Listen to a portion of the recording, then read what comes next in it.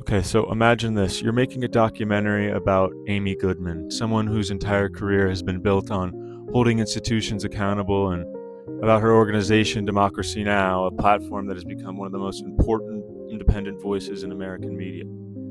This should be a slam dunk of a compelling and layered, maybe even challenging film. And at times it feels that way, but what Goodman built is genuinely impressive. A daily news hour funded by listeners and foundations, completely independent from corporate influence, and distributed across more than 1,500 radio stations worldwide. In today's media landscape, that kind of model is rare.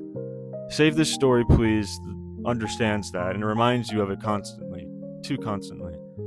Because what starts as appreciation in this documentary slowly shifts into something that feels closer to a promotional piece than a true documentary. And that's where the film starts to lose its impact. I want to be clear, I respect Goodman's work. I respect what Democracy Now! Stands for. But what I was hoping for and what I think would have made a much stronger film is a deeper interrogation of the person at the center of all, a character study into who she and the people she surrounded herself are. Instead, the film never really questions her. That's a central issue. There are real compelling questions here that the film just doesn't ask. What does it actually take to build something like this over decades? What are the personal and professional costs of maintaining that kind of singular driven vision?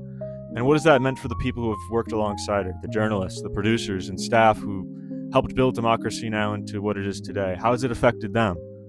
Those perspectives are barely explored. The film stays focused on the work itself, which is important, but it avoids digging into the human infrastructure behind it, and in doing that, it feels like we're only getting one version of the story. And that's especially frustrating given who Goodman is. She's a journalist and an activist whose career is built on questioning the system and on pushing deeper, on not accepting the surface level narrative.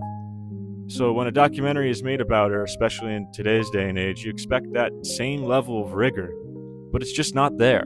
The criticism that does appear is minimal, and it's brief and often softened like butter and quickly resolved. The harder questions, the ones that might complicate the narrative or challenge the subject, are left really completely untouched. And because of that, the film starts to feel less like a documentary and more like a repetitive protection. So structurally, it doesn't help that the film begins to repeat itself.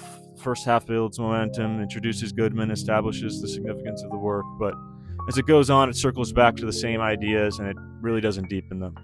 By the end, it feels like a film that had a real strong hour of material and then really stretched it beyond its means. And that's frustrating because the foundation for a good film is here. But something that balances admiration with complexity, and a film that looks at both the achievements and the consequences of building something like this. Instead, it leans almost entirely into admiration. And while I can appreciate what Goodman has done and what her organization represents, I kept coming back to the same feeling throughout the film.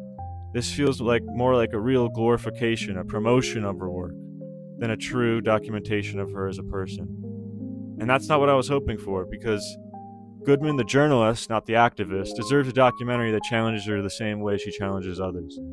This one just admires her too much to do that. And that's why I landed about a 2.5 out of 5. But this film's in theaters right now on a limited release, so go check it out if Amy and her work is something that interests you.